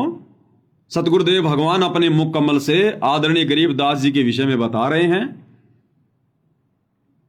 और क्या कह रहे हैं कि गरीबदास जी यहां कह रहे हैं कि ना तो कबीर जी मां से उत्पन्न हुए और भाई ना हम मां के गर्भ में आए। ध्यान से सुनिएगा। गरीबदास जी के कबीर साहब मां का पैदा नहीं हुए थे और ना हम गर्भ में आए भाई। शब्द स्वरूपी रूप हम। क्लियर? क्या कह रहे हैं परमात्मा गरीबदास जी के विषय में? कि गरीबदास जी कह रहे हैं कि ना तो कबीर साहिब मां से उत्पन्न हुए और भाई ना हम गर्भ में आए। तो गरीबदास जी अगर मां के गर्भ से उत्पन्न नहीं हुए, फिर कैसे उत्पन्न हुए? यही वो पॉइंट है जो हमें दृढ़ करेगा कि इसी विधि से वर्तमान में सतगुरु रामपाल जी, ये कबीर भगवान फिर से आए हैं। जिस विधि से गरीबदास जी आए हैं, किस विधि से आए हैं? 12वां पंथ काल का। आत्मा तो काल ने भेजनी थी और उसने भेजी भी। गरीबदास जी की जो मुंह बोली माता जी थी रानी देवी जी को जो गर्भ था 9 महीने, उस गर्भ में काल की आत्मा थी, काल की आत्मा। और उस आत्मा ने रानी देवी के गर्भ से जन्म भी लिया, उसने जन्म भी लिया। लेकिन समर्थ सतगुरुदेव भगवान ने स्वयं 12वें पंथ का प्रवर्तक बनना था, अपने ज्ञान का उजियारा करना था। तो जैसे ही रानी मां के गर्भ से वो काल के द्वारा भेजी गई 12वें पंथ को चलाने वाली आत्मा उत्पन्न हुई, गर्भ से बाहर आई, उस समय ये परमात्मा बेहोश कर देते हैं, निंद्रा में, गहरी निंद्रा में सुला देते हैं उस आत्मा को जो मां की भूमिका में होती है। और जो काल के द्वारा भेजी गई जो आत्मा आई थी, जो मां के गर्भ से वो जन्म लेकर, उसको परमेश्वर गौण कर देते हैं। ये तो सेकंडों का काम है भगवान का, चुटकियों का काम है परमात्मा को। उस आत्मा को परमात्मा गायब कर देते हैं। जैसे इब्राहिम सुल्तान जंगल में शिकार खेलने गया और पानी की भयंकर प्यास लग गई, हिरण के पीछे दौड़ लिया, मरने को हो गया। फिर उसने देखा कि एक बहुत सुंदर बाग है, बढ़िया तालाब में पानी है, एक बाबा जी है, 3 जो है कुत्ते लेके बैठा हुआ है। उसने आम अंगूर खाए, सेब संतरे खाए, पानी पिया, घोड़े को खिलाया पिलाया, बाबा जी से बात करी। अंत में जब बाबा जी ने कहा कि नालायक भक्ति कर ले, ये तेरे बाप दादा हैं ये कुत्ते, इनको खिलाऊंगा मैं हलवा, दे उनका साकड़ की।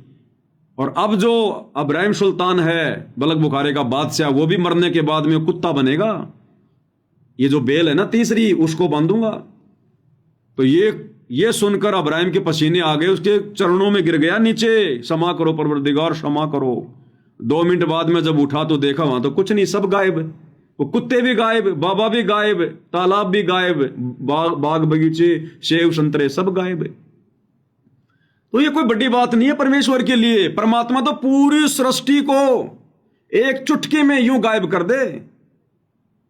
अपने नाखून के ऊपर परमात्मा पूरी सृष्टि को ठहरा दे, नाखून पे जाके आधे बाल के ऊपर शकल पसारा, ऐसे पूर्ण ब्रह्म हमारा। तो ये परम शक्ति है सतगुरु रामपाल जी, कबीर भगवान।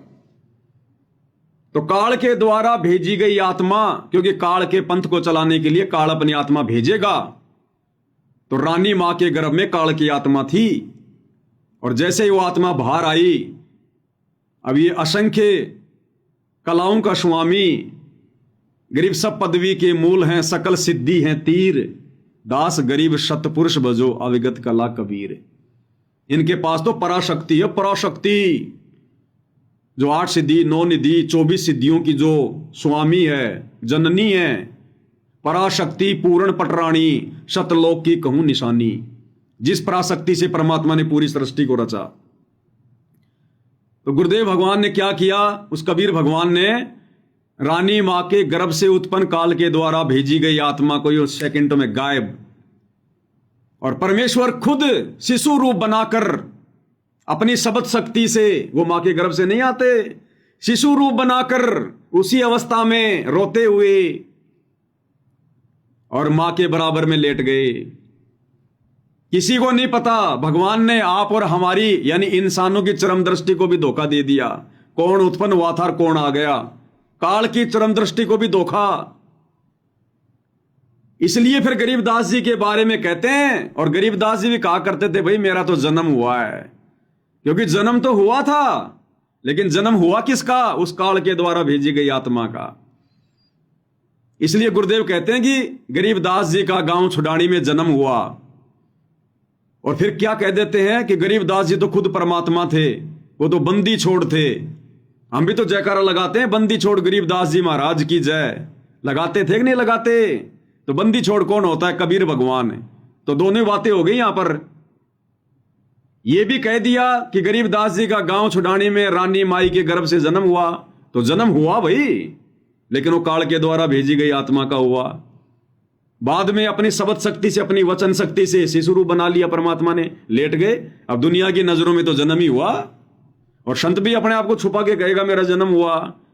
और ये तत्व ज्ञान क्यों दिया? इस तत्व ज्ञान से फिर हम समझेंगे जन्म किसका हुआ और फिर प्रकट कौन हुआ। ऐसे ही 8 सितंबर 1951 को परमपिता परमेश्वर सतगुरु रामपाल जी भगवान, ये स्वयंभू परमात्मा परिभू, जो किसी मां के गर्भ से जन्म लेकर नहीं आते, इंद्रो माई के गर्भ में 9 महीने जो आत्मा थी वो काल की आत्मा थी,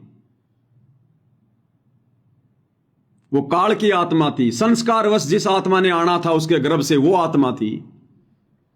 लेकिन परमेश्वर ने पिछली पीढ़ी में आना था, समय अपना निर्धारित किया हुआ था। और जैसे इंद्रो माई के गर्भ से वो आत्मा बाहर आई, उस आत्मा ने जन्म लिया, उसी समय सेम टू सेम लीला कबीर परमेश्वर जी ने अपनी वचन शक्ति से, शब्द शक्ति से अपना शिशु रूप बनाया, उस आत्मा को गायब कर दिया और अपनी मुंह बोली माता के बराबर में लेट गए जैसे भी थे। जन्म दिलाने वाली दाई को भी पता नहीं चलेगा कौन आ रहा है कौन जा रहा है, कौन सा बच्चा आया था और कौन सा बच्चा मेरे हाथ में आ गया। ये परमात्मा ऐसा ही खेल खेलता है। इसकी समर्थता को भाई और बहनों कोई जान नहीं सकता। नामा और रैदास रसीला कोई न जाने अवगत की लीला। उस दाई को भी नहीं पता चला होगा जिसने बच्चा पैदा करवाया होगा, क्योंकि उस समय तो जो दाई होती थी, गांव की जो बूढ़ी औरतें होती थी, जिनको थोड़ा बहुत बच्चे पैदा करवाने का अनुभव होता था, वही बच्चे पैदा करवाया करती थी, हॉस्पिटल में नहीं जाया करते थे। उसको दाई कहते थे जो बच्चा पैदा करवाती थी। उसको भी नहीं पता चला, उसकी आंखों के सामने परमात्मा चेंज हो गए, बदल गए, वचन शक्ति से अपना सेम टू सेम रूप बना लिया, उस काल की आत्मा को फुर गायब। कैसे? जिस प्रकार गुरुदेव ने बताया कि उनका एक भगत था जो 7 कोस ऊंचे पहाड़ पर रहा करता था। भक्ति के लिए जाते थे पहले ये पहाड़ों के ऊपर, ताकि हमें कोई डिस्टर्ब ना करे, शांति में एकांत में अपना भजन करें। इसलिए जाते थे पहाड़ों में, जंगलों में, गुफाओं में, और पीछे पीछे इनके भगवान भटकता रहता। फिर तो एक दिन वो बीमार पड़ गया और ऊपर एक तालाब था। अब वो बीमार पड़ गया और उसकी आदत थी हाथ मुंह वगैरह धो के अपनी जो भक्ति क्रिया वो किया करता था। इतना बीमार हो गया उससे खटिया से नीचे भी नहीं उतरा गया कि अब क्या करूं। नीचे तालाब पे आता था वो हाथ मुंह धोने, पहाड़ के नीचे वो तालाब पे आता था हाथ मुंह धोने के लिए, वहीं होगा कहीं आसपास थोड़ा बहुत। इतना बीमार हो गया उसकी उठने की भी हिम्मत नहीं हुई, और उसने मन ही मन में सोचा कि हे भगवान, आज तो मेरी भक्ति क्रिया अधूरी रहेगी। यानी उसने भक्ति के लिए उसने चिंता व्यक्त की, भक्ति के लिए, कि आज यदि मैंने हाथ मुंह नहीं धोया तो आज मैं भक्ति क्रिया, आज मैं वो कैसे करूंगा, शुद्धता कहां रहेगी। उसकी इस चिंता को देखकर परमात्मा ने पूरी पृथ्वी पर इतनी भयंकर बारिश कर दी, इतनी भयंकर बारिश करी, पूरी सृष्टि को डुबो दिया भगवान ने। चाहते तो परमात्मा एक कटोरा जल का उसके पास रख देते, लेकिन समर्थ अपनी समर्थता को दिखाता है। परमेश्वर ने पूरी पृथ्वी पर भयंकर मूसलाधार बारिश कर दी, पूरी पृथ्वी डूब गई, खेत खलिहान मकान सब, जीव जंतु पशु पक्षी स्त्री पुरुष सब डूब गए, पूरी सृष्टि नष्ट कर दी भगवान ने। और धीरे धीरे बरसात इतनी भयंकर हुई, कहीं बादल फट रहे हैं, कहीं बाढ़ आ रही है भयंकर। 7 कोस ऊंचे पहाड़ पर पानी चढ़ गया, और जब उसने देखा नीचे की तरफ, हे भगवान, पूरी सृष्टि डुबो दी आपने मेरे लिए। अपने आप को कोस रहा है कि हे परवरदिगार, मैं तो बड़ा पाप का भागी बन गया, मुझ नीच के कारण आपने ये लीला की।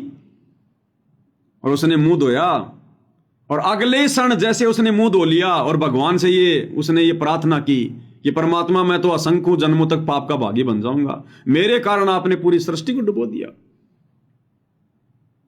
तुरंत परमात्मा ने ऐसा कर दिया कि जैसे बरसात हुई ही नहीं। जो व्यक्ति खेत में काम कर रहे थे, खेत में काम कर रहे हैं। जो व्यक्ति अपने किसी ऑफिस में काम कर रहा था, कोई लिखा पढ़ी का काम कर रहा था पेन और उस कागज से, वो लिखा पढ़ी का काम कर रहा, उनको पता भी नहीं क्या हो गया, उस बही के ऊपर एक पानी का टपका भी नहीं है। उनको पता ही नहीं चला कि पूरा संसार डूब गया था, सब मर गए थे, बाढ़ आ गई थी। वो तो अपना काम कर रहे थे और भगवान ने लीला कर दी। ऐसे ही बच्चा उत्पन्न करवाने वाली उस औरत को भी नहीं पता चलता कि तेरे हाथ में कौन सा बच्चा आया था, कौन सा चला गया और फिर कौन सा आ गया। ऐसी लीला करता ये भगवान भाई और बहनों।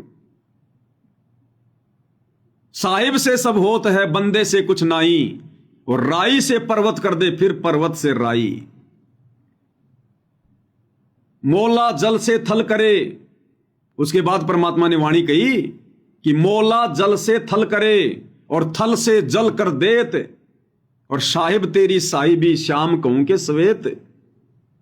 ये परमेश्वर तेरी महिमा को मैं क्या कहूं, क्या नाम दूं, शब्द नहीं है। तो इस प्रकार से 8 सितंबर 1951 को इंद्रोमाई की कोख से जो काल की आत्मा आई थी, कबीर भगवान ने, सतगुरु रामपाल जी ने उस आत्मा को गायब कर दिया और स्वयं अपनी वचन शक्ति से, शब्द शक्ति से वैसा ही रूप बनाकर, शिशु रूप बनाकर, या तो दाई के हाथ में या फिर बराबर में लेट गए और कुछ नहीं पता चला कि कौन सा बच्चा क्या है, कौन सा बच्चा क्या नहीं है। इसलिए गुरुदेव भगवान ने अपने आप को छुपाते हुए कहते हैं, स्वयं कबीर भगवान स्वयंभू होते हुए, इस दास का जन्म किसान परिवार में हुआ, इस दास का जन्म किसान परिवार में हुआ। भाई जन्म हुआ है, लेकिन हुआ किसका? शिशु का। कौन शिशु? जो काल ने आत्मा भेजी थी। और फिर गुरुदेव कहते हैं आपने इस दास को परमात्मा मानना पड़ेगा। भैया परमात्मा जब मानेंगे जब आप में परमात्मा के गुण होंगे। परमात्मा उसको माना जाता है जिसमें परमात्मा के गुण होते हैं, और परमात्मा का गुण है वो कभी मां के गर्भ से जन्म नहीं लेता, वो प्रकट होता है, स्वयंभू है। इसलिए हम सत्सेवक भाई बहनों को गुरुदेव के आशीर्वाद से आज ये भेद समझ में आ रहे हैं। इसलिए हमारी आत्मा ने मान लिया, हमारे हृदय ने मान लिया कि परमेश्वर रामपाल जी का जन्म नहीं हुआ, ये स्वयंभू परमात्मा है, ये लीला चाहे कुछ भी करे। इसलिए हम 8 सितंबर से अपने गुरुदेव भगवान को परमात्मा मान रहे हैं, स्वयंभू। इनका जन्म नहीं हुआ, ये कोई कबीर जी की आत्मा वात्मा नहीं है, कोई संदेश वाक नहीं है, ये स्वयं सारी सृष्टि के पालक हैं। ये जो मर्जी लीला कर लें, कौन जाने इनकी लीला को। इनसे बढ़कर लीलाधर है कोई संसार में? ऐसे परमेश्वर खेल खेलते हैं भाई और बहनों। इसलिए हम भगत भाई बहनों ने, चाहे हमारे खुद के भगत भाई बहन कितना क्यों ना चीखें, कितना क्यों ना चिल्लाएं, हमने 650 साल पहले वाली गलती नहीं करनी है। उस समय के उन पंडितों ने, उन विद्वानों ने हमारे को जो बहका दिया कि कबीर जी अनपढ़ है, कबीर जी अनपढ़ है, और हमने मान लिया कि हां कबीर जी अनपढ़ है। ऐसे ही वर्तमान में ये लोग कह रहे हैं, हमारे ये गुरु भाई, ये कोऑर्डिनेटर गुरु का परिवार, कि गुरु जी का जन्म हुआ है, गुरु जी का जन्म हुआ है। अब हम नहीं मान सकते भाई, एक बार धोखा खा गए, दोबारा धोखा नहीं खाएंगे। अब पिछली बार तो उसको अनपढ़ कह के रिजेक्ट करवा दिया, अब की बार तुम उसको जन्म लिया हुआ मान कर रिजेक्ट करवाओगे। अब की बार हम धोखा नहीं खाएंगे। साध संगत से समझ है आया, हम अब नहीं धोखा खाएंगे। चलो चलो रे भगतो, साध संगत में गुरु जी को भोग लगाएंगे। ये परमात्मा ने 2-2.5 साल पहले लिखवा दिया, जब दास हिसार जेल में बैठा हुआ था, कि साध संगत से भेद है पाया, सतगुरु रामपाल जी ने सफल बनाया। जो लिखवाया परमात्मा ने। तो ये ना सोचना कि ये पवन दास ने लिखे भाई और बहनों ये शब्द। मुझे मेरी औकात का अच्छे से पता है, नाम भी ढंग से लिखना नहीं आता, तो ये परमेश्वर ने लिखाए हैं। तो इसमें क्या लिखवाया परमात्मा ने?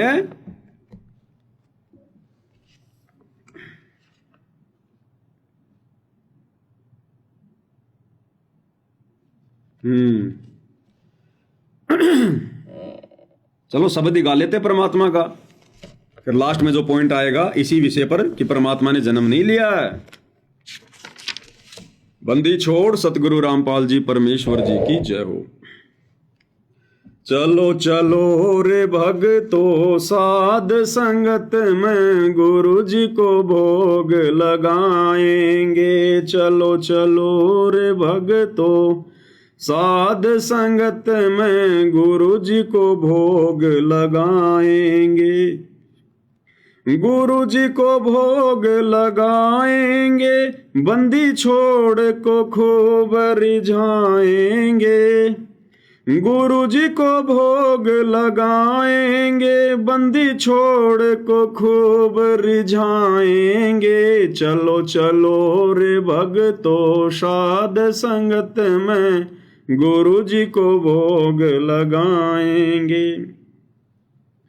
साध संगत में हंस है आते, सतगुरु को वो दिल से चाहते, साध संगत में हंस है आते, सतगुरु को वो दिल से चाहते, गुरु ज्ञान की चर्चा करके जीवन सफल बनाएंगे। हाँ, गुरु ज्ञान की चर्चा करके जीवन सफल बनाएंगे।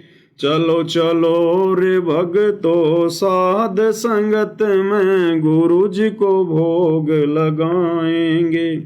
साध संगत में हंस हैं आते। हंस कौन होते हैं? जो नीर खीर का निबेरा करते हैं, जो देखा देखी में नहीं चलते, आंखों पे काली पट्टी बांध के नहीं चलते, सुनी सुनाई बातों पे विश्वास नहीं करते, किसी के मनमाने आचरण का शिकार नहीं होते, जो ज्ञान को आधार बनाकर डिसीजन लेते हैं, वो होते हैं हंस। तो साध संगति में कौन आते हैं? वही आएंगे जो हंस आत्मा होंगी, क्योंकि साध संगतियां परमात्मा शुरू करवाते हैं और परमात्मा भीड़ को नहीं जोड़ते साध संगत में। तो साध संगत में हंस हैं आते, सतगुरु को वो दिल से चाहते। जो केवल अपने सतगुरु को ही परमात्मा मानते हैं, दिल से चाहते हैं, जो फॉर्मेलिटी नहीं करते, जिनके दिल में कोई दगा नहीं होता। और क्या करते हैं फिर साध संगत में आके? राजनीति की चर्चा नहीं करते, बसों में बैठकर राजनेताओं की रैलियों में धक्के खाने नहीं जाते, गुंडों की सीबीआई जांच के समर्थन में नहीं जाते, गुरु ज्ञान की चर्चा करके जीवन सफल बनाएंगे। तो साध संगति में वही हो रहा है, गुरु ज्ञान की चर्चा होती है, ज्ञान आधारित चर्चा होती है, और अपना जीवन सफल बनाने की दिशा में आगे बढ़ते हैं भाई बहन। हलवा राम का भोग लगाते, साहिब से फिर विनती करते, हलवा राम का भोग लगाते, साहिब से फिर विनती करते, तीन ताप का कष्ट वो हरते, कृपा अपनी बरसाएंगे। हाँ, तीन ताप का कष्ट वो हरते, कृपा अपनी बरसाएंगे। चलो चलो रे भगतो साध संगत में गुरु जी को भोग लगाएंगे। क्या लिखवाया मालिक ने? हलवा राम का भोग लगाते, क्योंकि परमेश्वर को हलवा राम बहुत पसंद है। हलवा राम। और गीता अध्याय 3 श्लोक 13 के अनुसार परमात्मा को भोग लगाए बिना जो अन्न पकाते हैं तो पाप खाते हैं। तो क्या होता है साध संगति में? भंडारे के साथ साथ हलवा राम का भोग लगाते, साहिब से फिर विनती करते, हम विनती करते जी, गुरु जी थारे आगे, साहिब थारे आगे। विनती करते कि नहीं करते? और दूसरी विनती अपने आत्म कल्याण की, हे गुरुदेव हम नीचों पर दया करना परमात्मा, सद्बुद्धि दिए रखना मालिक, मर्यादाओं में रखना परमात्मा, इस काललोक में हमारी भक्ति में कोई भूल ना पड़े मालिक, कोई मर्यादा खंडित ना हो। ए मालिक मैं 2 कोटि का जीव, जड़ बुद्धि प्राणी परमात्मा, मंद बुद्धि प्राणी, आपका नादान बच्चा, अज्ञानी बालक हूं परमात्मा, आप ही संभाल के रखोगे। मेरी समझ, मेरा ज्ञान किसी काम का नहीं है परमात्मा, जब तक आप मेरा मार्गदर्शन ना करो। तो ऐसी ऐसी विनती हम गुरुदेव भगवान के चरणों में बैठकर करते हैं। तो हलवा राम का भोग लगाते, साहिब से फिर विनती करते। साहिब कौन? हमने दाढ़ी मूछ वाले साहिब को तो हटाई दिया, अब साहिब कौन है? हमारा सतगुरु रामपाल जी, अपने गुरुदेव को हम साहिब कह रहे हैं। और 3 ताप का कष्ट वो हरते, कृपा अपनी बरसाएंगे। और फिर अपनी प्यारी आत्माओं के तीनों ताप के कष्टों को, दैहिक, दैविक और आध्यात्मिक, ये 3 प्रकार के होते हैं कष्ट, इनको परमात्मा नष्ट कर देता है जब हम उनको भोग लगाते हैं। 3 ताप का कष्ट वो हरते, कृपा अपनी बरसाएंगे। और भोग की वाणी में क्या कहते हैं परमात्मा?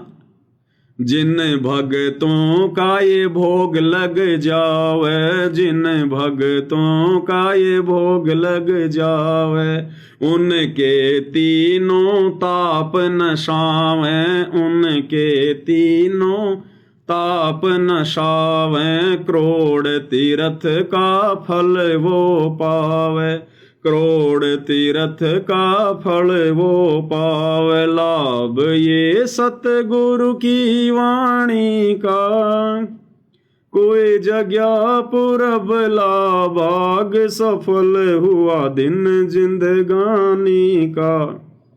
तो क्या लिखवाया परमात्मा ने? तीन ताप का कष्ट वो हरते और कृपा अपनी बरसाएंगे। चलो चलो रे भक्तों, साध संगत में गुरु जी को भोग लगाएंगे।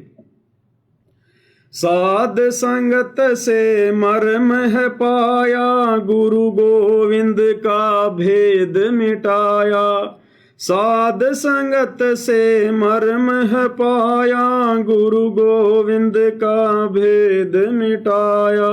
8 सितंबर पर कट वो हाया, हम सतगुरु दिवस मनाएंगे। हाँ, 8 सितंबर पर कट हो आया, हम सतगुरु दिवस मनाएंगे। चलो चलो रे भक्तों, साध संगत में गुरु जी को भोग लगाएंगे। साध संगत से मर्म है पाया और गुरु गोविंद का भेद मिटाया। तो गुरुदेव भगवान ने साध संगतियां शुरू करवा कर ही तो इस गूढ़ रहस्य से हमें परिचित करवाया। गुरु और गोविंद के बीच की जो लाइन थी, जो खाई थी, हमने समाप्त कर दी। हमने अपने गुरु को ही अपना गोविंद मान लिया ज्ञान आधार से, और वो जो नकली गोविंद जो हम पूज रहे थे, दाढ़ी मूछ वाली फोटो, कागज का टुकड़ा, उसको हमने साइड में कर दिया। तो ये मर्म, ये ज्ञान हमें कहां से हुआ? साध संगति से हुआ, सतगुरु के आशीर्वाद से। और 8 सितंबर प्रकट हो आया, हम सतगुरु दिवस मनाएंगे। हम अपने गुरु को ही प्रकट हुआ मानकर, क्योंकि उनके विधान में है, उनके गुणों में है, उनके लक्षणों में है। और 8 सितंबर के दिन को हम सतगुरु प्रकट दिवस के रूप में मना रहे हैं। चलो चलो रे भक्तों, साध संगत में गुरु जी को भोग लगाएंगे। गीता जी ने महिमा गाई, सतगुरु की पहचान बताई। गीता जी ने महिमा गाई, सतगुरु की पहचान बताई। साध संगत से समझ है आई, हम अब नहीं धोखा खाएंगे। हाँ, साध संगत से समझ है आई, हम अब नहीं धोखा खाएंगे। चलो चलो रे भक्तों, साध संगत में गुरु जी को भोग लगाएंगे। गीता जी ने महिमा गाई और सतगुरु की पहचान बताई। गीता अध्याय 15 श्लोक नंबर 1 से 4, जो उल्टे लटके हुए संसार रूपी वृक्ष के सभी विभागों को,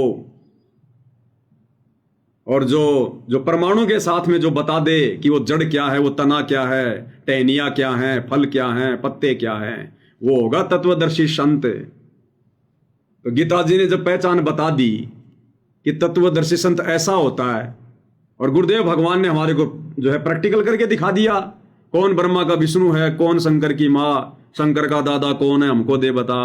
अक्षर पुरुष एक पेड़ है, निरंजन वा की डार, तीनों देवा शाखा है, पात्र रूप संसार। तो ये पहचान ये किसने बताई? गीता जी में लिखी हुई थी, और ये प्रैक्टिकल करके आप और हमारे को किसने समझाई? सतगुरु रामपाल जी भगवान ने। और तत्वदर्शी संत फिर कौन होता है? स्वयं कबीर भगवान आते हैं तत्वदर्शी संत बनकर। तो अब हमें पहचान हो गई ना, इसलिए साध संगत से समझ है आई, हम अब नहीं धोखा खाएंगे।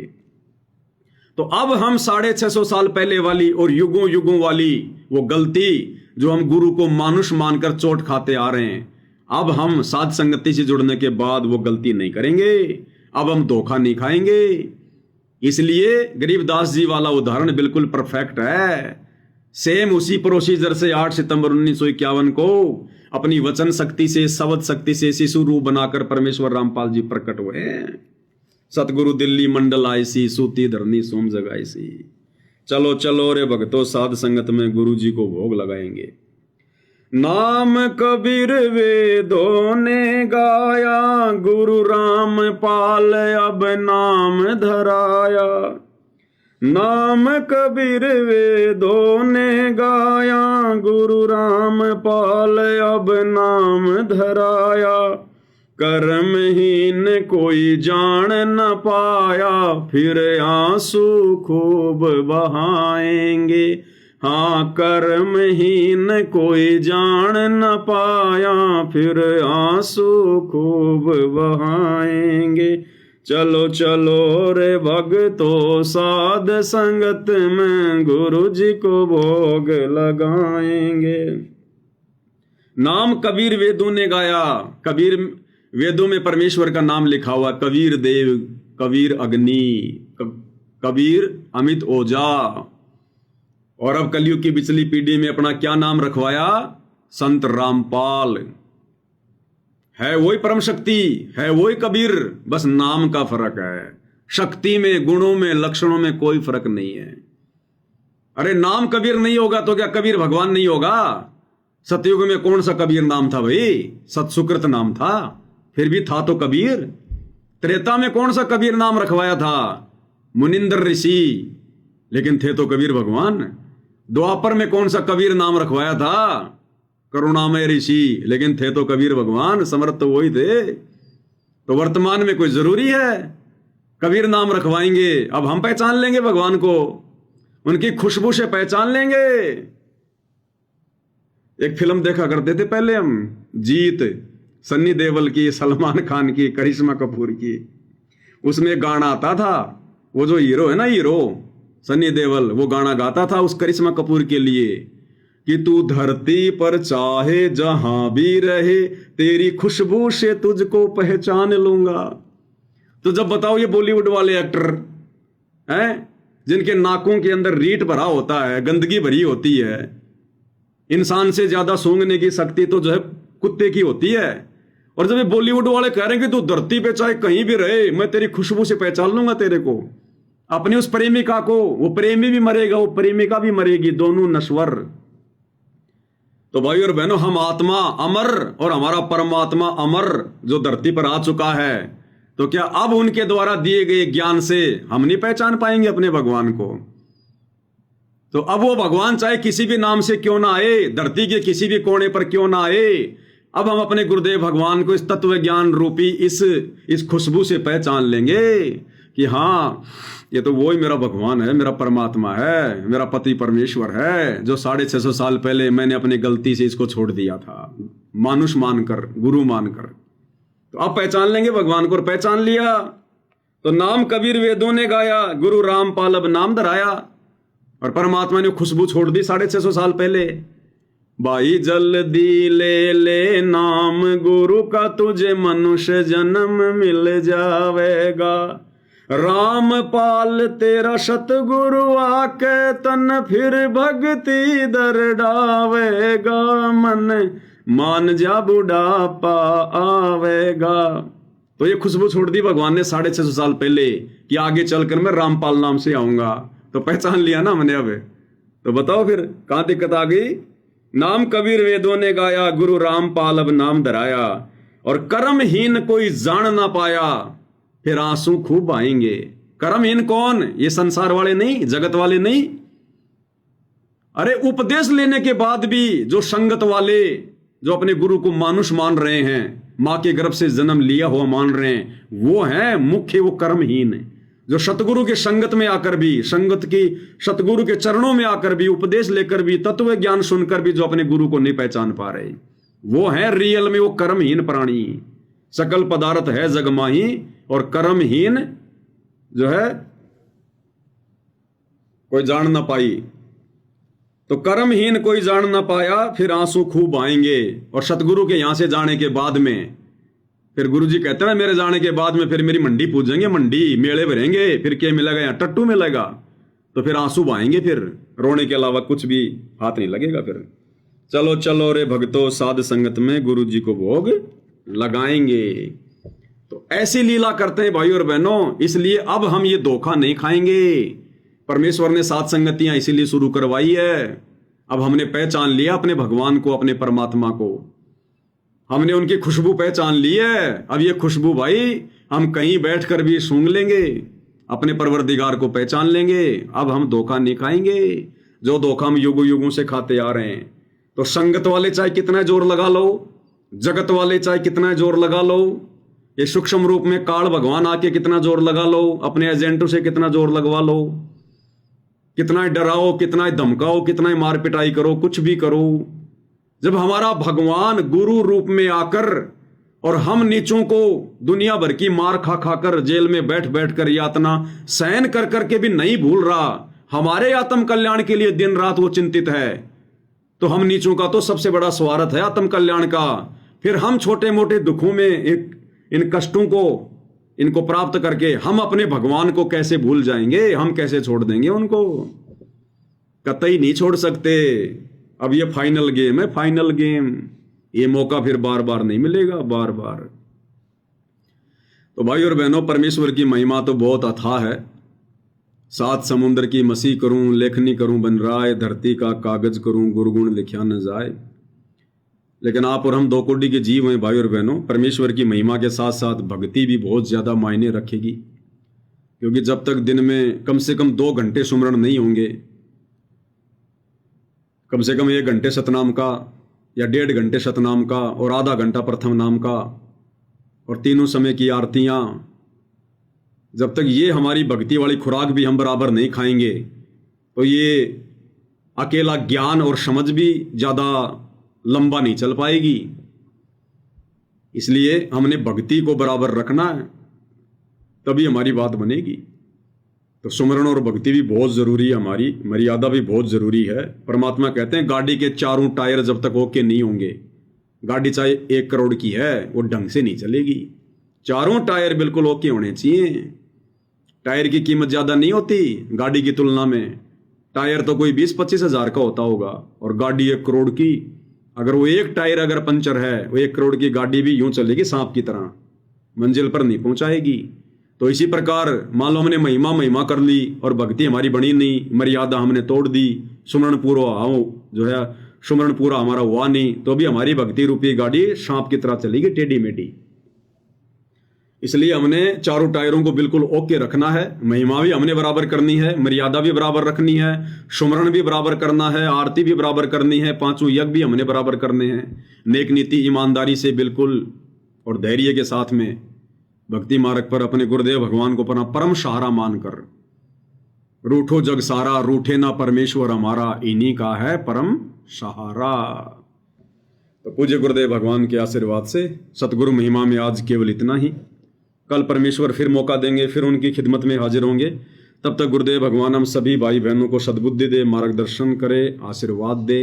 बंदी छोड़ सतगुरु रामपाल जी परमेश्वर जी की जय हो।